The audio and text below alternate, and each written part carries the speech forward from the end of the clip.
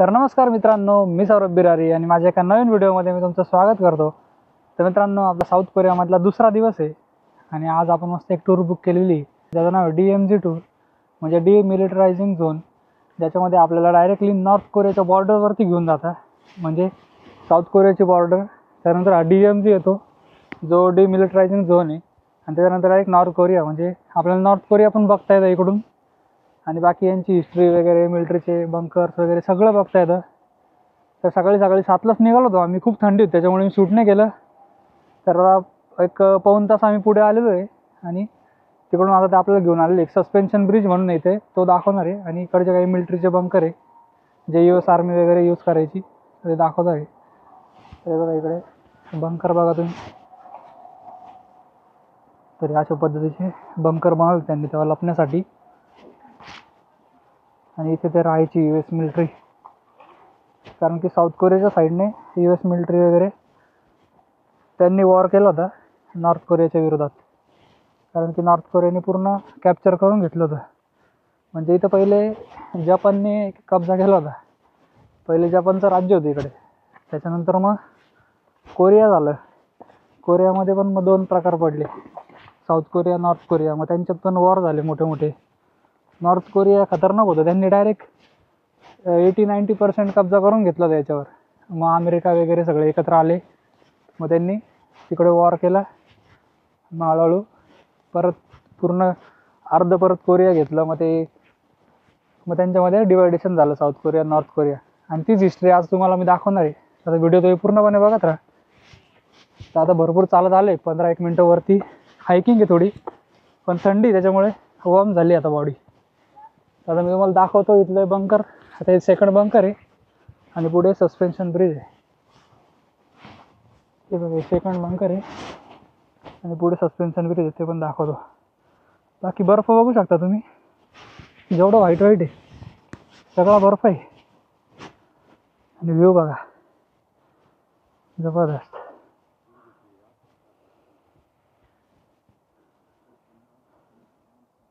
Suspension bridge आहे,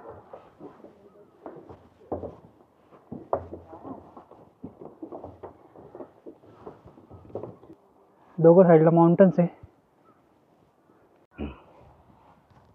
तर या ब्रिज पासून इकडे संपतो तो ब्रिज पुढे जाऊन, आणि त्याच्यानंतर अर्धा तास जर गेलो आपण गाडी चालवत साईडच्या रस्त्याने, तर डायरेक्ट नॉर्थ कोरियाची बॉर्डर येते, आणि त्याच बॉर्डरवरती आज आपण जाणार आहे, ते पण तुम्हाला बघायला मिळेल। बाकी या ब्रिजचा काही इतिहास नाही आहे, आत्ताच 2016मध्ये बांधला, पण काहीतरी युनिक आहे, 2 माउंटनच्या मध्ये सस्पेन्शन ब्रिज, पिलर वगैरे काहीच नाही, मस्त इकडे फोटोशूट वगैरेला थांबवतात इथे।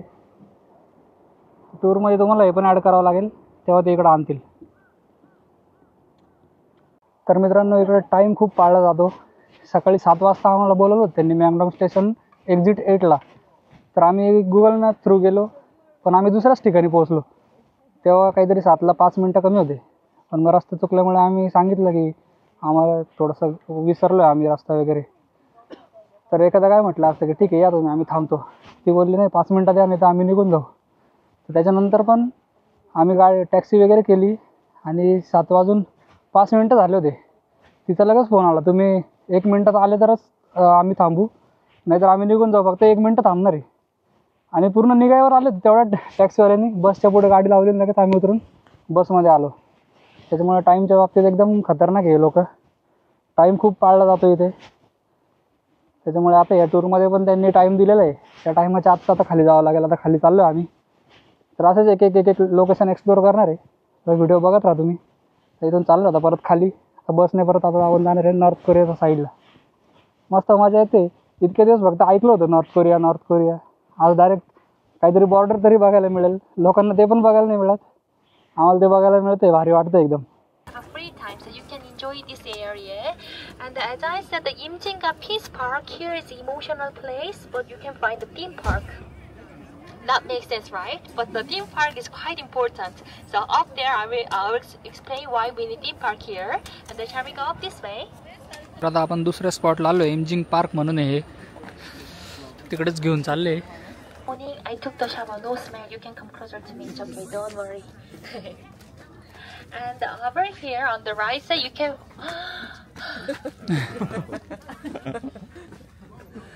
It's not very clear that you can go.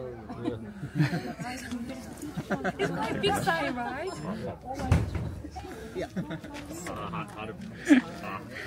Restricted zone आहे आणि तो माणूस बघा तिकडे जाऊन मस्त फोटो व्हिडिओ करतोय. हीच शॉक झाली. गेला कस काय. रेस्ट्रिक्टेड झोन है और बंदा देखिए. तर मित्रांनो तुम्ही ट्रेन बघू शकतात. ही वॉरच्या वेळी यूज झाली होती आणि US मिलिटरीने पूर्ण ट्रेन फोडून टाकली होती. इकडे तुम्हाला गन शॉट्स वगैरे पण दिसतील. आणि इथून जर बघाल तुम्ही हे बघा हे नॉर्थ कोरियाचे मेजर सिटी 22 किलोमीटर आहे इथून. आणि आपली साऊथ कोरियाची सिओल 53 किलोमीटर आहे. म्हणजे इथून नॉर्थ कोरिया एकदम जवळ आहे. आता हे बघा फेन्सिंग वगैरे लावलेली सगळी आणि इथूनच लगेच नॉर्थ कोरिया सुरू होतं. खतरनाक एकदम. म्हणजे नॉर्थ कोरियामधले डोंगर पण दिसत आहे डायरेक्ट इकडून. आता बाकी ट्रेन हे बघा खतरनाक. तर जबरदस्त हिस्ट्री आहे यांची इथे. आणि याच लाईनपासून हे सगळे सेपरेट झाले होते. जसं आपले इंडिया पाकिस्तान कसे सेपरेट झाले होते तसे south Korea north Korea separate झाले होते. आणि यांचे नातेवाईक पण काही जण नॉर्थ कोरियात राहून गेले, काही जण साऊथ कोरियात राहून गेले. आणि ह्या पॉईंटपासूनच ते वेगळे झाले होते. त्याच्यामुळे इथं त्यांनी ते असं छोटंसं पार्कसारखं पण बनवलं आहे की त्यांच्या आठवणीमध्ये मग ते लोक इथे यायचे. इथे येऊन त्यांची आठवण वगैरे काढायचे, रडायचे लोक. म्हणजे असं सर्व भरपूर गोष्टी इथं व्हायच्या. त्याच्यामुळे खूप इमोशनल झोन आहे हा पूर्ण साऊथ कोरिया आणि नॉर्थ कोरियाच्या लोकांचा. तर जेवढे साऊथ कोरियन लोक आहे ज्यांचे नातेवाईक असतील कोण कोण असेल ते तिकडे राहून गेले नॉर्थ कोरियाला. ते आता परत नाही येऊ शकत. त्याच्यामुळं मग ते लोक इकडे येऊन एक आठवण म्हणून ते लोक इकडे येतात. आणि बाकी रिबिन्स वगैरे बघू शकता तुम्ही. या रिबिन्सवरती पण तेच लिहिलेलं आहे ज्याच्या काय मनात जे असेल ते त्यांनी लिहिलेलं आहे. तर ते आमची जी टूर गाईड ती सांगत होती की एका लेडीजने लिहिलं होतं की आय मिस माय डॉटर. म्हणजे तिची मुलगी अजून पण नॉर्थ कोरियामध्ये. अशा खूप इमोशनल गोष्टी आहेत तिथे. भयानक आहे म्हणजे एकदम. तर हिस्ट्री प्रत्येक देशाची काही ना काही वेगळी आणि ऐकून असं वेगळं वाटतं खूप. बाकी तर अजून वेगवेगळ्या ठिकाणी घेऊन जाणार होते. एक ऑब्झर्वेशन डेक आहे. तर तिथे नेमकं शूटिंग अलाउड नाही कारण की आता नॉर्थ कोरिया आणि साऊथ कोरियामध्ये टेन्शन वाढत चाललं आहे. त्याच्यामुळे शूटिंग अलाउड नाही ठेवली त्यांनी त्या ऑब्झर्वेशन डेकमधून. नाही तर तिथून डायरेक्ट पूर्ण नॉर्थ कोरिया दिसतं. तिथं बायनोकुलर्स वगैरे पण आहे. तर आमच्या टूर गाईडने आणलं आहे बायनोकुलर्स. तर ती बोलली की माझ्या बायनोकुलर्सने तुम्ही बघू शकता पण तिथे जे अवेलेबल आहे तिथं तुम्ही फोटो पण नाही काढू शकत आणि ते यूज पण नाही करू शकत कारण की आता खूप टेन्शन वाढले यांच्यामधले. बघू आता काय काय तुम्हाला जेवढं दाखवता येईल तेवढं मी दाखवेल की व्हिडिओ आता बघत राहा. तर मित्रांनो आता ऑब्झर्वेटरी डेकवरून आम्ही खाली आलेलो आहे. तिकडे काही फोटो शूट वगैरे काहीच अलाउड नाही आहे. आणि आता तिकडून आम्ही इकडे खाली आलेलो आहे. तर इकडे आपल्याला टनल वगैरे बघायला मिळेल. इकडचे लोक एवढे खतरनाक आहे. एवढं काय काय तुम्हाला थोडंसं गाण्यांचा जर आवाज येत असेल तर गाणे का लावले तर नॉर्थ कोरियाच्या लोकांना ऐकू जायला पाहिजे की आमच्याकडचं कल्चर किती भारी आहे आणि तुमच्याकडे काहीच नाही गाणे लावत काहीच नाही लावत म्हणून त्यांनी ते गाणे लावले. त्याच्यानंतर एक ख्रिसमस ट्री बनवलेला आहे मोठा. तो पण का बनवला आहे की त्यांना दाखवायला का बघा आमच्याकडे किती लाईट आहे रात्री तुमच्याकडे काहीच लाईट नसते. अशा भरपूर गोष्टी आहे. आणि टनलमध्ये पण व्हिडिओ शूटिंग वगैरे काहीच अलाउड नाही आहे. पण टनलमध्ये जाऊन आलो आत्ता. खतरनाक टनल होतं. डायरेक्ट 300 मीटर सरळ आणि 400 मीटर आडवं टनल होतं. आणि आम्ही डायरेक्ट नॉर्थ कोरियाच्या बॉर्डरलाच पोहोचलो होतो. तिथून फक्त 170 मीटर नॉर्थ कोरिया होतं. आणि ते नॉर्थ कोरियानेच ते टनल बनवलं होतं कारण की यांना इकडे बॉम्ब फोडायचे होते अंडरग्राऊंड येऊन. त्याच्यामुळे त्यांनी ते टनल वगैरे बनवलं होतं. पण साऊथ कोरियाने लवकर पकडून घेतलं ते टनल. आणि मेन म्हणजे टुरिस्टसाठी ओपन केलं आहे. एवढी खतरनाक जागा टुरिस्टसाठी ओपन करणं खूप मोठी गोष्ट आहे जी त्या साऊथ कोरियाच्या लोकांनी ओपन केली. जबरदस्त आहे. म्हणजे खूप भारी बघायला मिळतं. आणि पाठीमागे सगळं नॉर्थ कोरिया आहे. जेवढं पण बघताय तुम्ही सगळं फेन्सिंग आहे. आणि इथून सगळं नॉर्थ कोरिया सुरू होतं आणि आपल्या साऊथ कोरियाचा एंड आहे. आता इकडे बस आहे मस्त.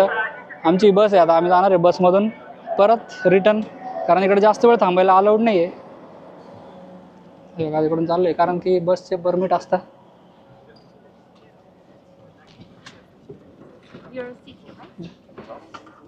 तर आता बसमध्ये बसलो आहे आणि आता इथून परत बॅक टू आपल्या हॉटेलला जाणार आहे. एकदम जबरदस्त टूर होती आणि एक मोठं स्वप्न पूर्ण झालं. बाकी तुम्हाला हा व्हिडिओ कसा वाटला मला कमेंट बॉक्समध्ये नक्की कळवा. असे व्हिडिओ मराठीमध्ये तर कोणीच बनवलेले नाही आजपर्यंत. आणि इकडे पण खूप कमी जण आलेले डायरेक्ट नॉर्थ कोरियाच्या बॉर्डरपर्यंत. तर मला नक्की सांगा तुम्हाला व्हिडिओ कसा वाटला. आणि आता आपण भेटूयात आपल्या पुढच्या व्हिडिओमध्ये. तोपर्यंत धन्यवाद.